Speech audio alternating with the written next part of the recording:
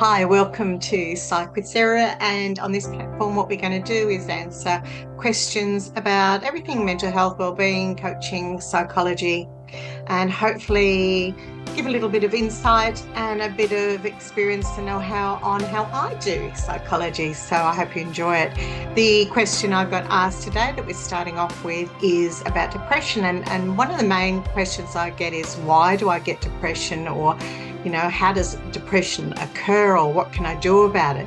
So I thought that would be a good one to start with, because it's really a fascinating area, because depression is a word we use to describe so much about how we feel. And I'm going to jump on a little bit to start us off with a bit of screen sharing. So here we go. Okay, so this is just a little visual thing so you don't get bored looking at my face all the time. But the question here is, why do I get depression? And there are lots of reasons why. So I thought we should start with getting a better understanding of the reasons why. And let's have a look.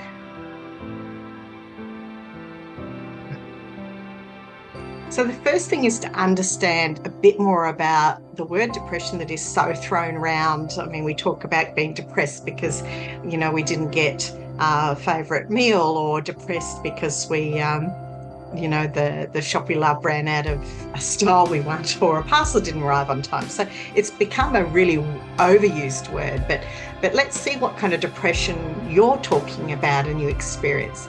So as you can see here, there's the clinical depression, and this is more of a serious depression. It's kind of the major depressive disorders. It is in your DNA. It's often hereditary. It is chemically induced or physically due to some maybe medical issues, but it is mainly a biological depression, and it is the kind of depression that responds best with medication, because it is to do with the neurochemicals that we have in our gut and in our brains. So the first thing is, do I have clinical depression? If it's not clinical depression, then is it more in the psychological arena? So that's where disorders come in. It could be a dysthymic depression, which is, an easy way to say it is that your happy meter runs low. So if things go wrong, you dip very deeply, whereas other people's depression meter or happy meter might run quite in the middle ground. So it takes a lot for them to hit a depressive state. There is things like PTSD, childhood trauma of any type really, personality disorders, mood type disorders, and addictions. Those can all be basically formed around a psychological depression, meaning there's something going on with you in an emotional, mental, or physical way that can be addressed through more psychological treatments, but it's definitely something there. The next is the reactive depression, which is, again, we're going kind of from clinical, moving our way down. And reactive depression is really about adjustment disorders, relationship breakdowns, lifestyle changes, grief, loss, even vicarious depression. A lot of people who work with people who are challenged or have a lot of issues in their life, mental health workers, life coaches, anyone like that, often gets this thing called vicarious depression, which means when we're overexposed to depressive states, our mood state starts to match theirs, which is something always to check in if you're in the industry of mental health. So reactive depressions are exactly what it says. They are reactive to events that are occurring around you. They are more easily treated because they are temporary. And most people are in this bracket. And then there is what we call the SADS, which is a normal emotional mood state we all have, and it can be a range from a period of being melancholic, a low mood, apathy, teary, things like just feeling flat, which may be actually boredom, or just life can be just really flat sometimes. And we call this sad because it is a normal experience we all have. I've been sad, we've all been sad, but it isn't depression. It's being sad, and we are allowed to be sad, and we should embrace it, because it can be, like depression can be, a trigger for change and a trigger for creative expression. So those are the kind of 4 types of depression. I'm really interested in what depression you think you have, or that you've been diagnosed with, or that you think even your client might have. And it's really important that we are very clear on that, because otherwise we can misdiagnose and mistreat. So factors to consider with your depression, which is really important. Factor 1, your cognitive thinking style. Yep. So how do you think? How do you process the world? Has it got a negative anchor to it, or is it always optimistic, always looking at the bright side or the silver lining? So your cognitive thinking style is really important, and we can talk a little bit more about that in a minute. But knowing what style you're predisposed to, or that you've fallen into, or that you're comfortable in, is going to be really important in how long your sad or depressive state exists. Factor 2 with any form of depression or SADS is the company you keep. So are you surrounding yourself with people who tend to see the world in a negative perspective, or through a lens that is blaming, shaming, rather than surrounding yourself with people who have maybe mastered the art of living, or mastered their depression, or been able to uplift their mood in order to move forward and find a better quality of life? So it is important, the company that you keep. It also is important to think about who you're drawn to, because sometimes we are drawn to people where we can hide, and they may not be the best people for us. Factor 3, the lifestyle you live. Like, I'm not a health nut by any stretch of the imagination, but an unhealthy lifestyle, which is beyond reasonable, can definitely affect your mood state and keep you in a depressed state or a saddened state. And so those unhealthy lifestyles are, a substance abuse, obviously, having unhealthy work relationships or a job that causes you stress, being in any relationship that is abusive or traumatic, or doesn't fulfill your needs. So there are a lot of choices we make about our lifestyle that contribute to our mood state. They would fall a lot into kind of the clinical and personality, and even into the reactive depressive styles we talked about earlier. Because sometimes when we're in a clinical depressed state, we are drawn to areas that are unhealthy for us, because our rational cognitions are not working as well as we would like.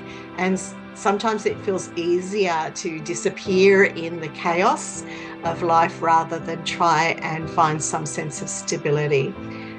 And these are things that mood disorders, personality disorders, and major depressive episodes create for us unwillingly. It's not that we choose this or want this. It's part of what a depressive experience can create for us. And factor 4, getting stuck in the past. This is a big one for me, anyone who knows the way I work. The past has affected our present, but doesn't need to affect our future. So what might have been, could have been, should have been, are anchors to an existence that has long gone. It may give reason to why you're more susceptible to low mood, but if we keep looking behind us for a way out, like for an apology that would make us feel better, or if people haven't treated us as they have, I would feel better. If we have this, if factor around our well-being, and that if factor is related to our past, we are always going to be in some strife, because we are giving over our autonomy, our sense of efficacy, and our sense of self-determination to a past that no longer actually exists. So one of the things to realise about being in a depressive state is discomfort can be comfortable. So the trick to trying to push through any depressive state, or the SADS or reactive depression, is to recognise our part in it. So one key thing I've learned through all my clients, and even myself, is we are as human beings very avoidant of going into those tough challenges, that because it makes us anxious and it makes us uncomfortable. And even if we know they're no good for us, it is still a comfort in the knowing of that. And so avoiding the challenges that are tough and that make us anxious kind of feeds the beast. It feeds the depression, because change can only occur when we push ourselves through those barriers that we're avoiding.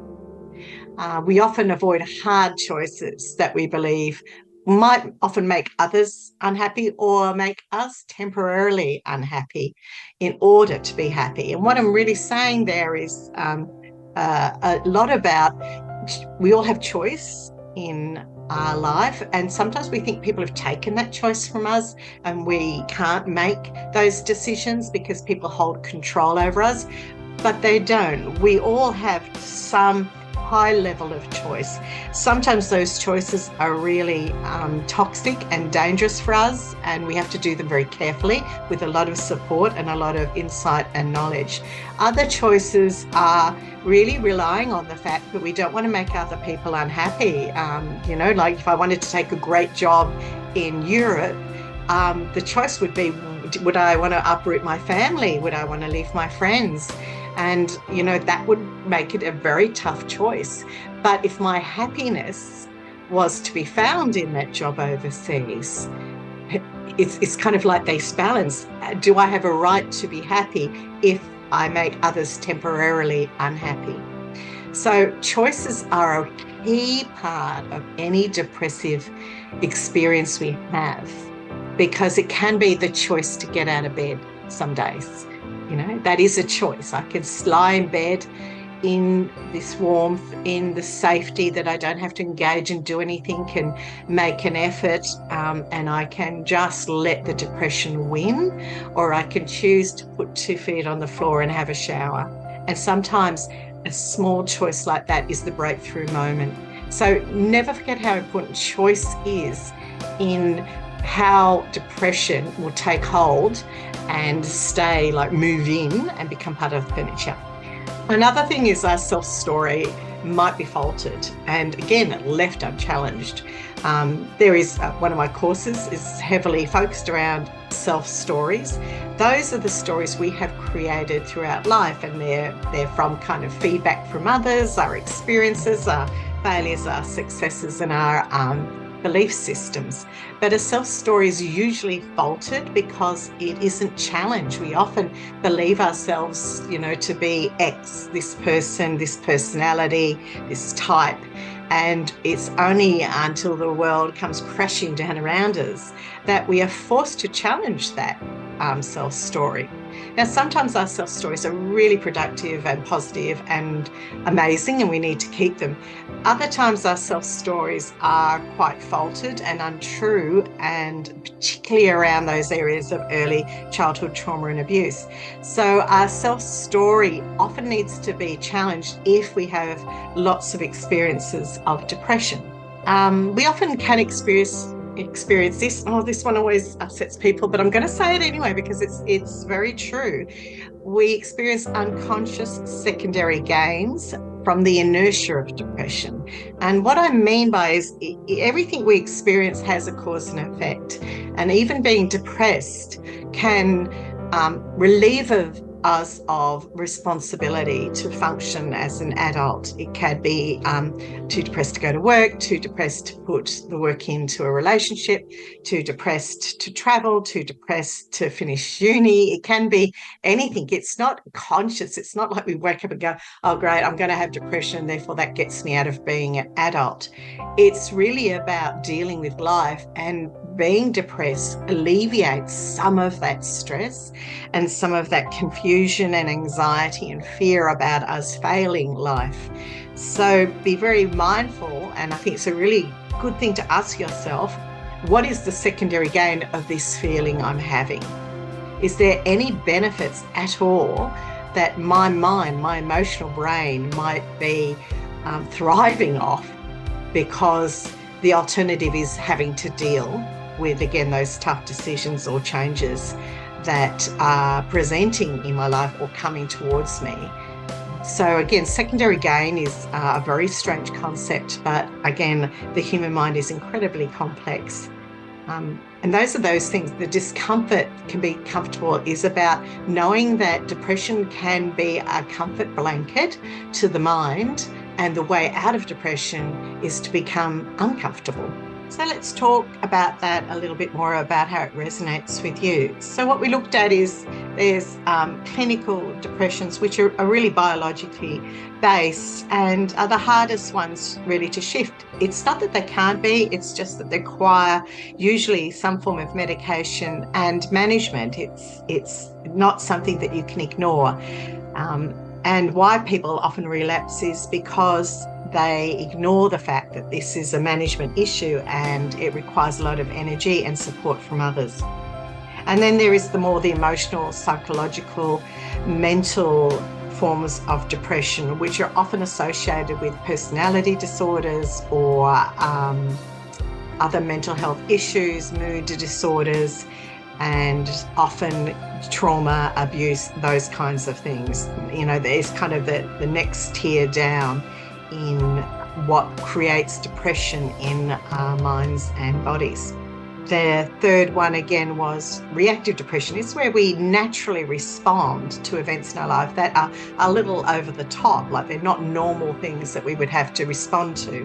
And then there is just the SADs, which can be equally disturbing and distressing, but they're a very, very normal experience of being a human being. And those are the four things we have to really think about when you're starting to say, I feel depressed. It is really healthy for you to go, yeah, but what kind is it? Is this something that I know is in my background? It's in the DNA. My mum and dad or my Auntie Flo or whoever had a serious form of depression. Is it something that goes along with relationships, interpersonal issues? Seems to come by, move around, whether I'm in a really great place in life or not.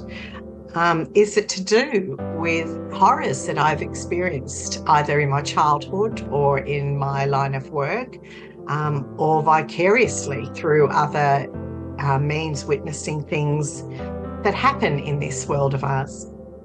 And is it more to do with the normal experience of being a human being? Knowing that allows you to empower yourself to seek the right treatment.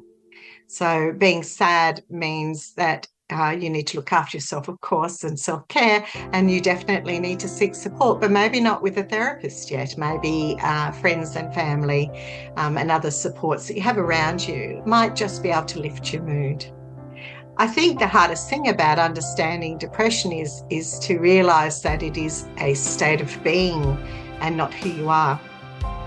And one of the things I like to tell people is, even though your depression is saying stay home, don't eat, don't drink, don't shower, don't go out of the house, it's very important that you see it as an unwanted guest in your mind and you control it. So you tell it what you're going to do. And what I mean by that is take it with you. You're going to be depressed sitting at home alone anyway. So you may as well be depressed sitting with a good friend and having a coffee. At least in that way you have moved. You've moved out of your bed, you've moved out of your lounge room, you've moved out of your house.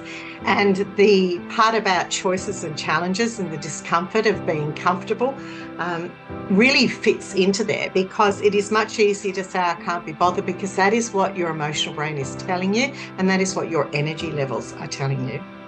What's fascinating is, there may come a stage where we won't see depression as a mental illness, but more of a physical gut illness. And there's some really incredible research that my amazing brother was telling me about the biomes in the stomach and how they are deeply connected to the manufacture of our neurochemicals that keep our mood state up and about.